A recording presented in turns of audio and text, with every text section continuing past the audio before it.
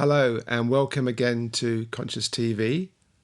I'm Iain McNay and today our guest is Tim Parks. Hi Tim.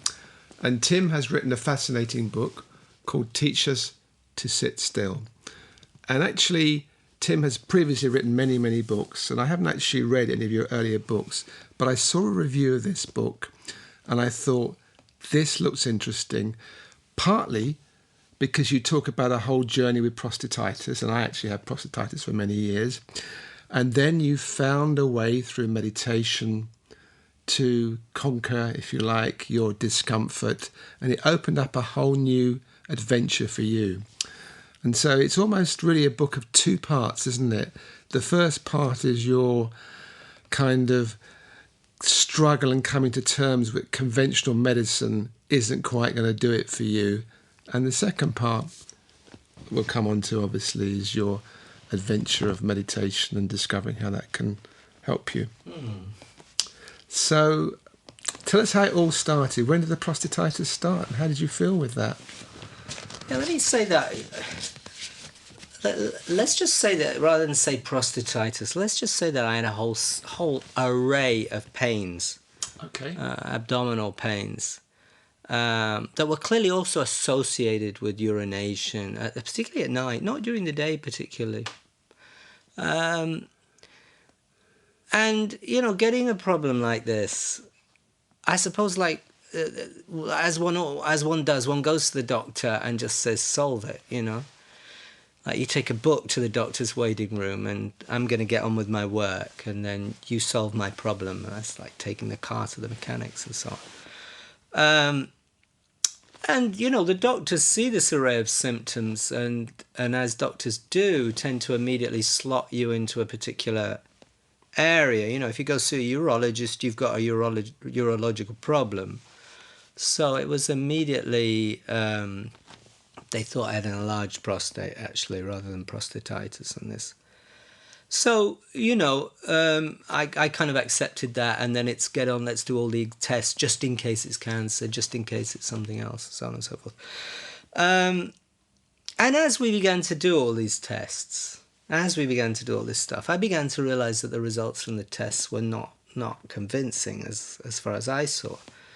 Like, you know, you would go to do the scan, and the lady there, very charming lady, would say, well, you know, doesn't look particularly enlarged to me, or, you know, and you would go and do the famous urografia, they call it in Italy where I live, the urography or urogram, which is this nightmare test, you know, where they fill you up with radioactive fluid and take pictures of you peeing in a prone position.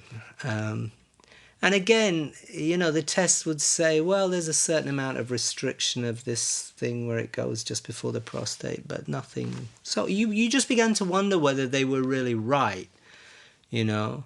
And also, I suppose I began to realize that there was, in the descriptions that I was finding of fellow sufferers, a kind of psychoprofile for this condition, and it was at that point that I really began to question whether a simple organic intervention, whether an operation or drugs. I mean, I took all kinds of drugs.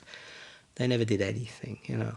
In fact, they usually made me worse. And so your symptoms, basically, you had a lot of pain. It's kind of so funny when you ask about symptoms, because it's amazing how rarely doctors will ask about them. Like, as soon as they have the 3 or 4 parameters that click in with the, you know, the computer answers prostate issues, it would be actually very difficult to describe these symptoms. There was clearly the kind of pain you get when you need to pee, sometimes. But there were also a huge array of other pains. Pains in the whole perineum area, you know, right under there. Pains in the back, pains down the back of the legs, pains down the front, pains in the stomach, movable feast, sometimes extremely violent, could disappear though, and could just dissolve. It reached the point where I couldn't sit down.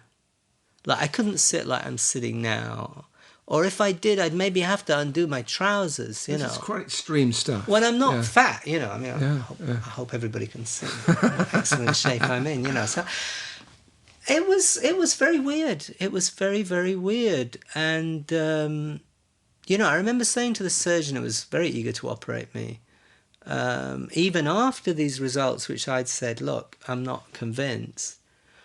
And I said, will the operation get rid of my pains? And he said, well, look, it'll sort out your urinary frequency at night, because I was peeing about 6 times a night. And at the worst part, it was actually about 10 times a night. So, that's pretty crazy. Well, that's every 45 minutes or so. Well, I haven't done the arithmetic, and it certainly wasn't. It was always a few hours and then less and less and less. Okay. So it was like you could spend less and less time in bed. In fact, I realised there was no point in staying in bed after 5 o'clock in the morning, basically. So I was getting up at 5.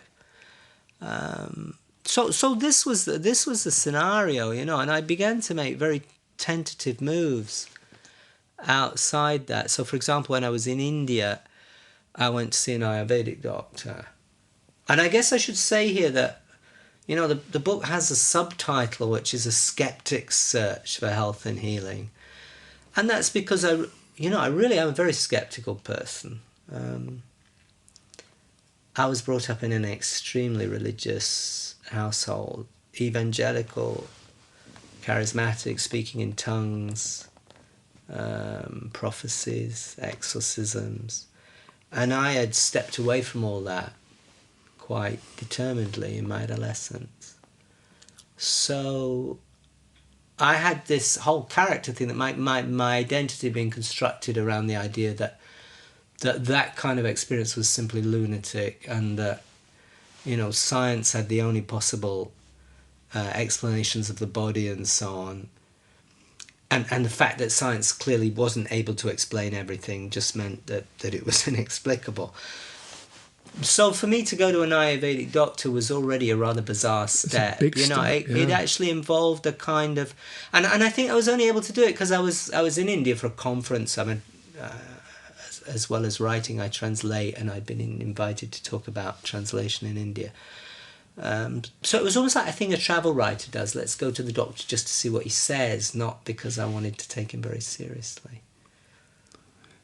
But he said some wise things to you, didn't he, looking back on it? He said some strange things to me. I think that experience was very important to me in kind of reining in my arrogance. He said, I've written it down here, he said, you need to confront the profound contradictions in your character. There is a tussle in your mind. Yeah, it was a very bizarre meeting. This doctor, who I'd expected something rather magical in my ignorance, and I'm ashamed of it now. Well, not too ashamed, but a little bit, because he was really just a very ordinary doctor with his wife working as a receptionist.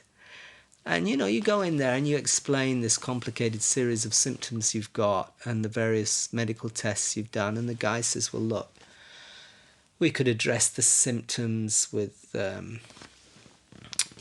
we could give you some kind of herbal mix to hold in your colon for 45 minutes, and I'm thinking, And then he said to me in really not less than 5 minutes, but I don't think you're ever going to solve this problem unless you confront the profound contradiction in your life, and it's extraordinary hearing that from someone who doesn't know you.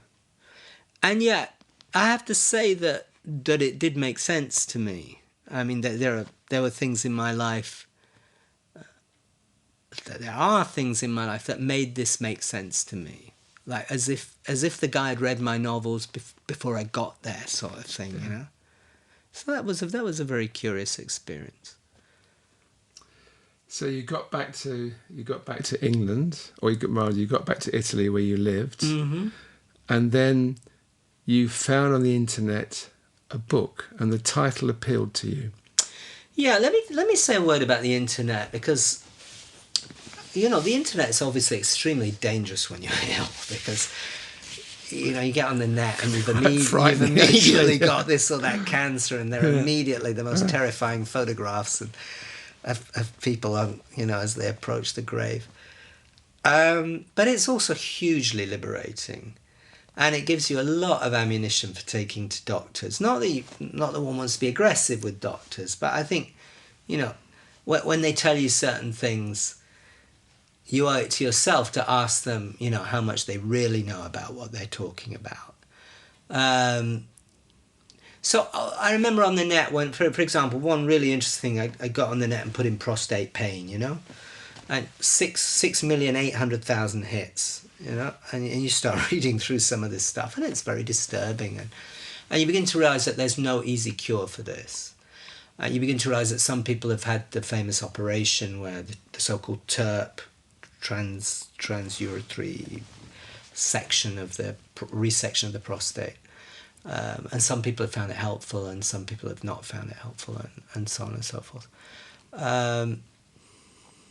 But the really interesting thing then is if you type in pelvic pain, and you start finding that a lot of the people writing in are women, and that they have exactly the same symptoms you have, exactly the same, and that they're being told that they have bladder problems and so on. And some woman writes in, they removed my bladder, but the pains have remained exactly the same.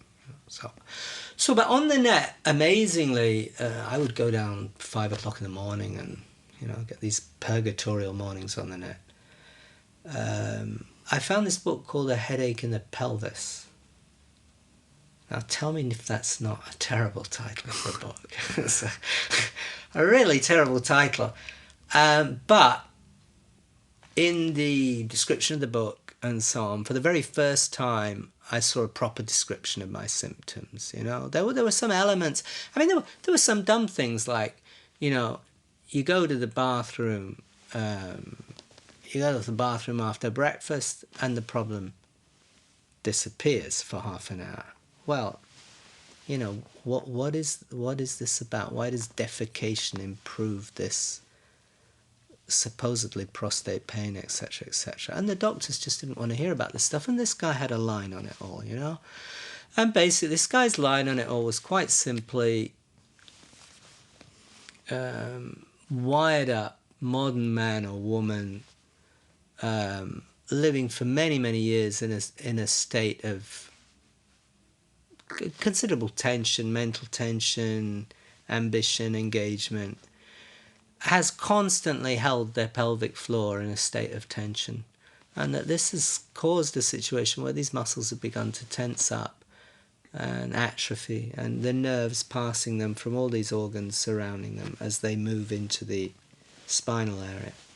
So when you read this, Tim, did it make sense to you the first time? It did, because this idea that nerves were crossing a muscular area that was that had ceased to function properly, and that this was sending pains to places that made, this began to give a sense to the mobility of these pains.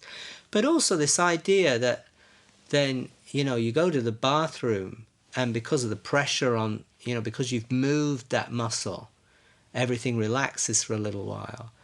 And I began to do some of the little simple exercises that he suggested, and it did for the first time make sense, and I really wanted to believe it. So what was the first exercise you did? Let's say that at the psycho level, because funnily enough, they had suggested to me that I had cancer of the bladder, for example. So I'd done, all the tests as one does, the horrible cystoscopy. I don't know if you've had the pleasure of that one. That's the rigid instrument that goes in a hole that it really shouldn't be going in. So, obviously with anaesthetic, but no joke anyway. Funnily enough, I'd never been deeply afraid of cancer. I'd never felt it was cancer. I kind of intuitively felt that it wasn't that. But I was very, very afraid of a lifetime of pain that would lead me to become a miserable guy, That was, like, my fear was that all the joy would really go out of life. And in fact, it pretty much had, because this condition had gone for a couple of years. Yeah. So this was, for one period, I wanted to believe it was psychosomatic, And a lot of what I'm doing in the book is to show the way, the way an illness forces you to kind of start looking everywhere. So I'm bringing in everything into the book. And then in this case, in this book had simply suggested some breathing exercises. You're lying on your back, your legs raised over a cushion or pillow. You move into some incredibly complicated sequence of breathing that I never managed to learn how to do, because it's just, count your pulse up to this, that, and the other, then adjust your breathing to the, so the in-breath is so many beats and the out-breath is just a few less beats, and so on and so forth. I couldn't do it, but I did follow to a certain extent, and basically he's inviting you, eyes closed, to just fix the mind on an area of tension in the body, and eliminating language totally from your mind. Just focus on that area of tension and be with it. It seemed a kind of pretty crazy exercise because I was so convinced there was no tension in my body. But when I finally hit it, it was like hitting a jackpot, You just suddenly got this absolutely extraordinarily wave of relaxation passing over the body. So it was palpable, you could feel it. It was like exploding from the head and just flowing through the body. Yeah, it was very, very weird. That's a strong term, exploding. Yeah, it really, well, the first times it was like that. Every time it happened, it was less. It was as if that there's a dike that's built up and suddenly it's gone. So obviously the first time is going to be the big one. But it was really, it was an event in my life, put it like that. It was an event that I shall never forget, because it had been terribly difficult for me to focus on part of my body without thinking. I'm a loquacious, verbal guy. I'd spent a long time, I was somewhat desperate. And then there was this huge release. And for the very first time, I realized that this release had completely wiped out, if only for 2 minutes, the tension that I had right through the body, So then there's all that anxiety, let's do it again. And of course it doesn't happen for you, and you have to learn very slowly how to make these things happen again without wanting them, and so on. But you knew you'd found something because something briefly worked. I deeply sensed that I was onto something. Yeah. And I think what was most interesting about this was that almost from that first experience, I was suddenly so excited about how different the body was from what I had thought, and so aware that I had been living in an abstracted state from my body, and that in fact one doesn't get back into a relationship with one's body by running as fast as one can for an hour or something like that, but that this quietness on my own had kind of just suddenly made me immensely interested and excited in finding out more. And I think that was probably as therapeutic as the relaxation itself. This suddenly saying, this isn't a problem that gets solved by a doctor and I sail on as if I'd, dropped some garbage on the way and now I can get on with it. This is actually, my life turns towards this now because I go through this gate onwards, I mean, it probably took me a little while to take that on board, but I suddenly realized that the interesting thing was that now I was interested in this not as an illness, but as a development of my mind. Yeah, so a doorway was opening into something new. Yeah, it was a gate that opened through this pain, and that was very unexpected. And then I know you actually a big football fan, and you gave up your season ticket to do Saturday afternoon shiatsu sessions. And through that, you discovered a Vipassana retreat, didn't you? Well, let's say a word about the shiatsu. One of the things that this book, A Headache in the Pelvis, which actually is quite an interesting title because you've got this... I think it's a great title, actually. I mean, yeah, but it sounds so silly. It makes you think. Yeah, well, then you start thinking head, pelvis, and you suddenly begin to realise he's telling you not that it's psychosomatic, but it's to do with your head as well. Yeah, and I thought that was, but it took me so long to see that. I'm not that bright.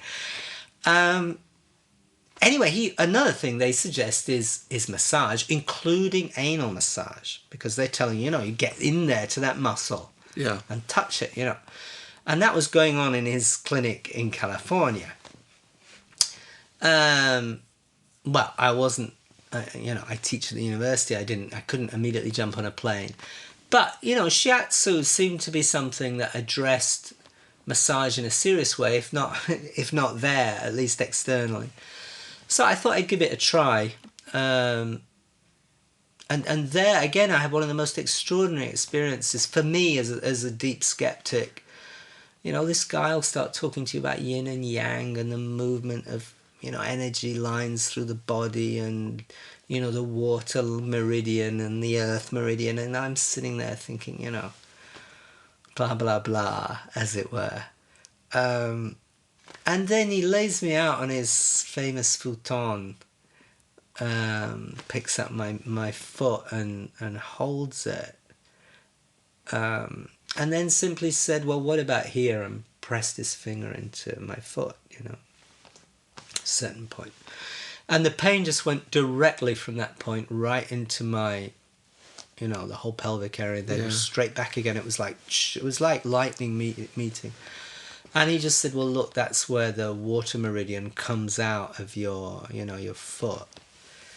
And I must say, although I still have a lot of difficulty, I feel a lot of the terms they use are metaphorical rather than, as it were, real. I was, if not a convert, at least very deeply impressed by that. Yeah, because every part of your foot relates to a different part of your body. It's and quite I began to realise that you really can't argue with a guy who can simply show you something, even if medical science has trouble finding the reason for that. But then they have trouble finding the reasons why half of their drugs work or don't work. Yeah. So anyway, it was this guy who said, look, most shiatsu therapists do Vipassana meditation.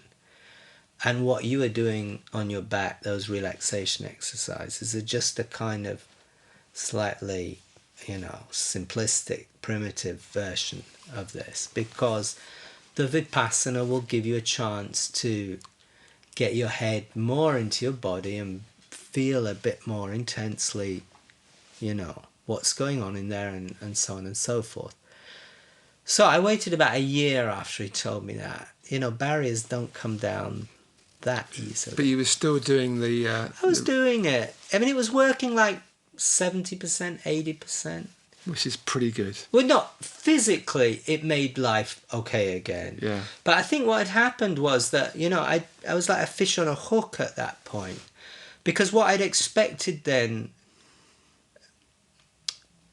I mean, I don't know how many of you, probably loads of the people watching this TV channel know all about this and more than I do. But one of the extraordinary things when you start lying down and being alert inside your body instead of lying down to sleep and observing it is that you suddenly realise there's all this stuff moving around that is not a simple, blood pulse, but all kinds of stuff.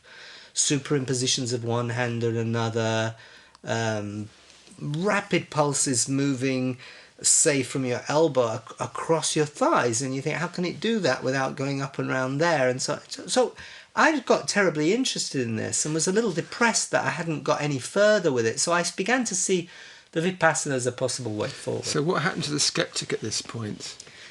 Well, I suddenly thought that maybe, the proper skepticism is trying stuff without believing in it first. But to not try stuff is really believing that it doesn't work when you have no reason to believe it doesn't work. I think a lot of what passes for skepticism is, in fact, the defense reaction and fear. I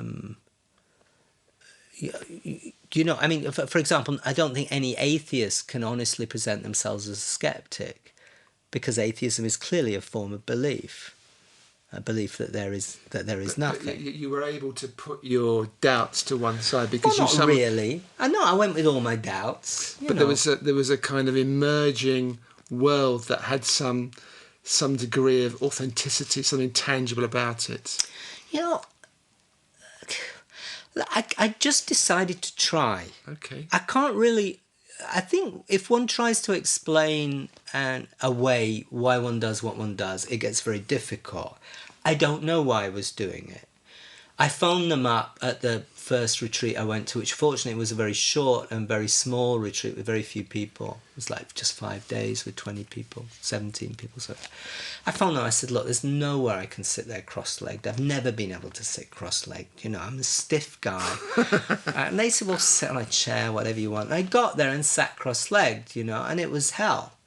And I just couldn't understand why I was putting myself through it. So you talk about this in the book, that you walk in the room, there's a chance, we're now on your first Vipassana meditation retreat, which was, 5 days long, was it the first one? Yeah, just 5, yeah. And you had the opportunity to sit on a chair, but you thought, no, you'll have a go on sitting on the floor on a cushion and of course an hour.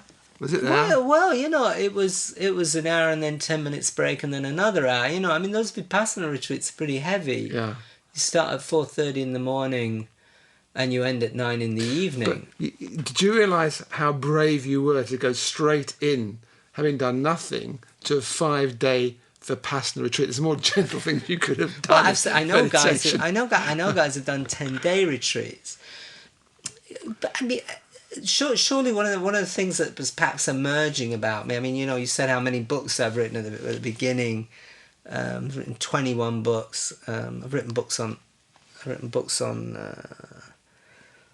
kayaking, whitewater kayaking, novels set in excursions with that. I've done books on football, which involved travelling with fans all over Italy. At the same time, I translated a great deal and taught a great... I mean, I tend to be a little bit driven and go to extremes, and it was probably extremely foolish of me to do this. And in fact, one of the things I would gradually learn through the Vipassana was to stop trying to impress myself. You know, just relax a little. You know, you don't have to impress yourself. So that whereas I would be at the beginning with the Vipassana just determined to sit through the hour, even though I was really, those of you who know about it will know how painful it can be to sit cross-legged for an hour if you haven't learned how to relax your body. Like now, later, I've learned, you know, that maybe there are moments when you can just decide to. So you stop. sat down on the cushion. What happened after a few minutes? Well, you know, one of the problems I think with Vipassana, I think they pronounce it in England. The Italians pronounce it Vipassana.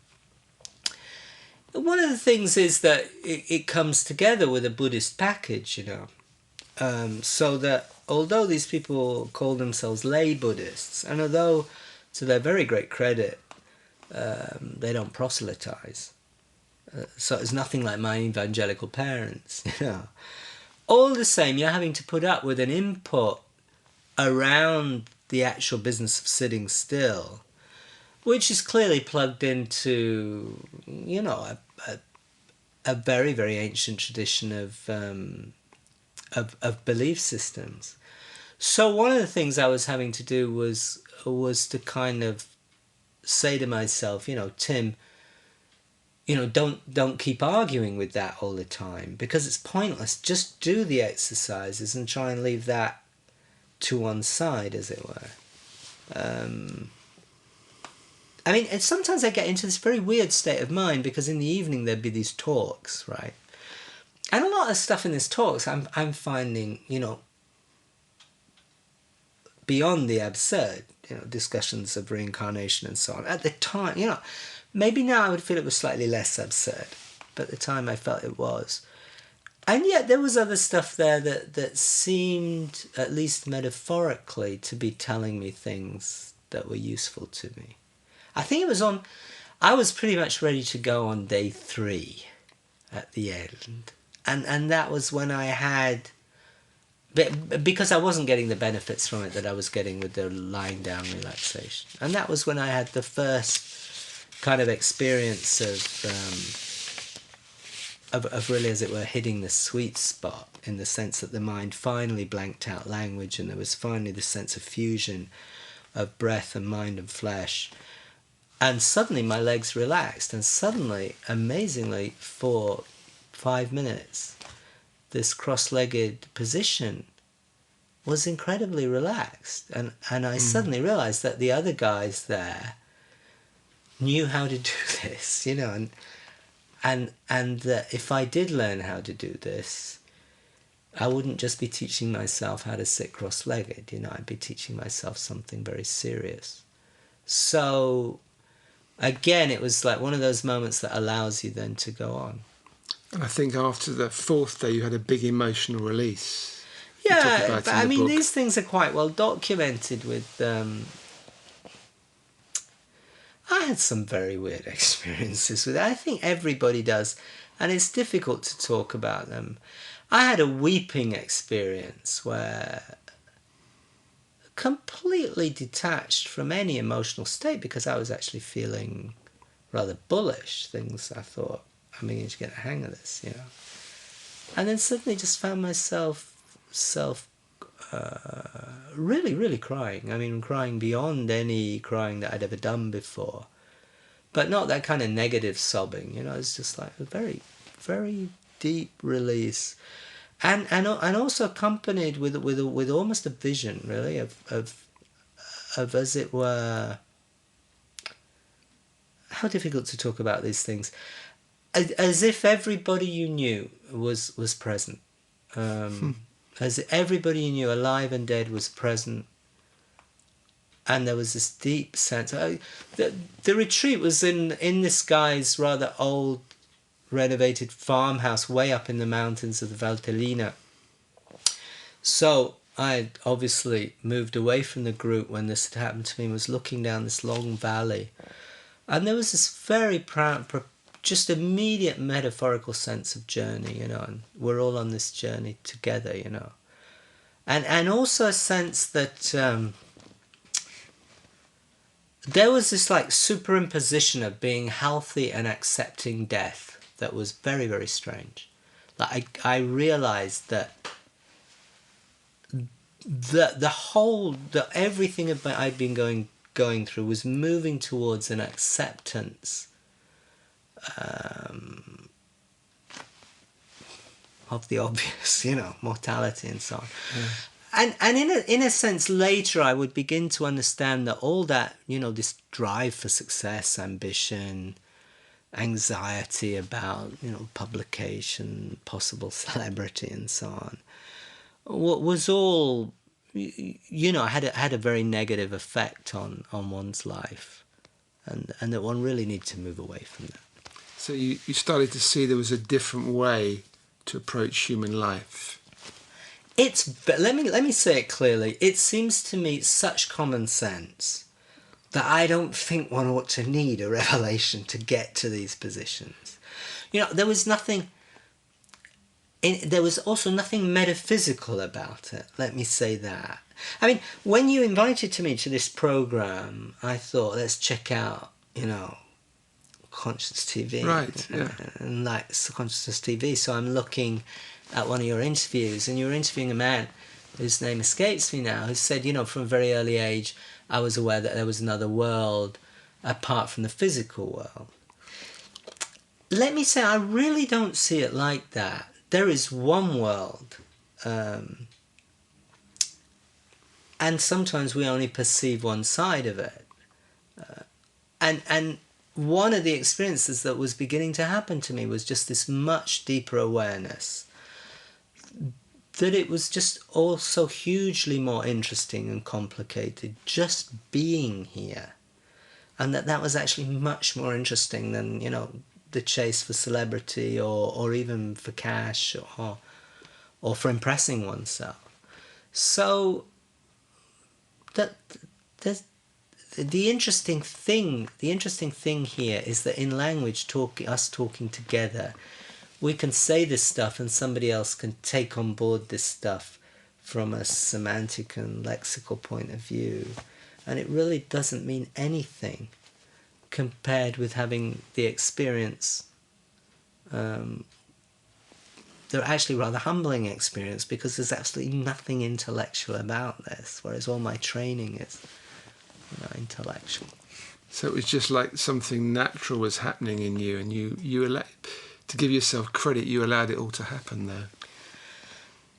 Yeah, let's not give me too much credit. I was bullied into all this stuff by, 2 years of chronic pain. No, so, but I mean on the retreat, you allowed this. Yeah, I think what had happened was that once I moved into this direction, I was willing to stay with the flow, As you talk in the book that after the second day, 2 people left. So you could have left, but you chose to stay there. It's interesting when you say you could have left, because of course theoretically I could have left, but I couldn't have left. Do you know what I mean? This is an interesting thing, it's like, it's the same with marriages, and somebody could leave, but they don't. Do you know what I mean? Or they do. The whole question of how we make decisions. So how was your pain on the retreat? How was the need to urinate? Had that changed? Well, yeah, let's separate these things out a bit. I mean, on the one hand, I'd had these violent pains, and all those breathing exercises had more or less dealt with that. I would get like shadows of these pains, like when you get a pain coming back that's just a sort of memory of what it was, and it's almost a pleasure because it reminds you you've got out of it. Yeah. But I was still having problems some nights with a lot of peeing at night. I think perhaps as much to do with sleep cycles and stuff. So that was actually pretty bad the first days of those retreats. But then I began to realise that all that was to do with the extent that I had got wired up about going on the retreat, and they are quite frightening at the beginning. Afterwards, I got rid of all that too. I mean, it just slowly, very slowly went back to normal. Which is just fantastic. It took about 2 years. But it's fantastic, yeah. And I get, you get occasional relapses. Like, you get a week where things will go badly again. Well, not really badly, but a bit. Again, that book, A Headache in the Pelvis, is very good about that. It tells you, just don't worry. Anyway, after your first retreat, a few months later, you decided to go for an 11-day retreat. That's right, yeah. I've actually been for something like 4 now, though in the book I only mentioned that one. Yeah, I mean, it was clearly something to be pursued, because 5 days is really not enough, funnily enough. It may seem, to those who haven't been on it quite a long time. What are you doing on these retreats? These retreats take place in complete silence. You eat in silence together. And you sit, obviously, in silence. There's no chanting. There's no mantras. There's nowhere to hide, basically. So that it is quite a terrible exposure to your own mental processes, because obviously you don't wipe language out of your mind in 2 seconds. So you've got this constant self-narrative busying itself, and it takes a long while to get out of it. I mean, I'm sure you're aware of this, a man who's done a lot of meditation.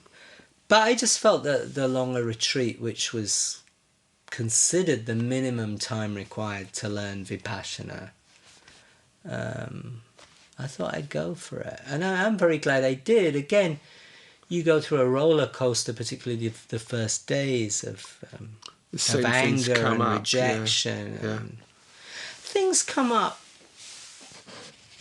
Having written the kind of novels I've written, my novels are hardly escapist novels. They're novels that, that take on consciousness living, dealing with people in the immediacy of the contemporary world. So they're not like historical romances or something. So it's not like the stuff was coming up that was surprising me. On the contrary, in fact, what's humiliating is the repetitiveness of the whole thing. But I think what you do begin to realise is how self-regarding most of your thinking is. That how really you're constantly constructing a self-narrative. Like, how am I going to present this thing to other people when I talk to them? How is this going to fit into the story of my life so that it's going to look good or that and it's wearisome, because you realise that's blocking you, and that you need to let all that go. So it was a wonderful experience at the end of the day. I know other people have positive experiences, people have negative experience. I was looking at YouTube the other night, and there's a little piece of an interview in a bookshop there, and you were Okay. Well, it's Tim Parks. It looks like yeah, you. I'm sure there I'm is. Sure yeah, it's the same guy. If there's one thing I've learned, it's to steer clear of my own name on the net. And let's see if I can find what I wrote down here. You talked about your next book, which is something about seeing if it's possible to live without your story. Is that correct? It just sounded fascinating to me. Well, I mean, let's try and focus this. I've lived with words all the time. I grew up in a Bible family. We read the Bible obsessively, Everything was language. Then I escaped from all that with language, reason, literature, write, translate, moved to Italy 30 years ago. So you're living between two languages. You're hyper-language conscious. You construct your story in Italian. I'm a different person in Italian from the person I am in English. Do the interview in Italian, I might say a few different things. Might be slightly different. So I finally became suspicious of this whole linguistic process. Every story we tell, every novel we read, is reinforcing people's habits of seeing their life as a story. And hence reinforcing this whole process of expectation, of my life has to be a rising trajectory of ambition and success and income and family and so on. And we know how many disappointments that sets us all up for. Okay. So I'm beginning to understand that the whole process of novel writing is locked into contemporary individualism. I mean, why do people so often feel bored? Because they've set up life as necessarily interesting, okay, and so on. So what interested me then was to find a story where you've got somebody who's actually who's had such bad experiences that they're trying to get out, as it were, of a narrative version of their life. I mean, what does a monk do in the end? He just closes down narrative. Like from the moment you move into that monastery. I mean, I don't know if you've seen. I don't know if he's closing it down, but he's getting away from stimulation for the narrative. Yeah, but there is no narrative in the monastery. But there's narrative still in his head. Probably. But have you seen the movie Integrate Silence? You probably have. Yes, I have actually. Right. Yes. Yeah. But I mean, we watch the monks there, and we understand that their lives simply go on and on, doing the same things. Without any tension. They're not anxious about doing the same things. They have more or less closed down any constant projection of themselves, like, what's this year's holiday, what's the next car, and so on and so forth. So I'm just interested in playing with that, like in having a book in which the whole business of narrative making is shown to be dangerous and suspicious. Okay, obviously I'll be making a narrative as I do that, but... So it's a novel you're talking about? Yeah, okay. I think that's what I do best at the end of the day, is novels. Certainly, I hope so. Okay, well that will be fascinating. We've gone on longer than I thought, but I wanted to keep going because it is very, very interesting, and I just want to really congratulate you genuinely, because I think what you've written is a very courageous book, because you've really revealed yourself. You've revealed embarrassing things in a way about yourself. One of the things you do say is that you found your condition very difficult to talk about to people. Impossible. Impossible. Here you are. And here I am talking about on TV. TV. And the whole world, if they want, can buy the book and read it. In one way, I hope the whole world does, because I think you talk about, for a different reason, because you talk about, the way your journey goes step by step into discovering the deeper layers of yourself and understanding the messages the body's given you. It's a journey that everybody should really take, because everybody, in a way, has somewhere got a headache in the pelvis. It may not be a pain in the body, but they've got it somewhere, and it's a question of finding it. Anyway, I want to thank you again, Tim Parks, for coming in, doing the interview with us at Conscious TV, and I want to recommend the people to read Teach Us to Be Still, because it's a fascinating book, and I thank you again for watching Conscious TV.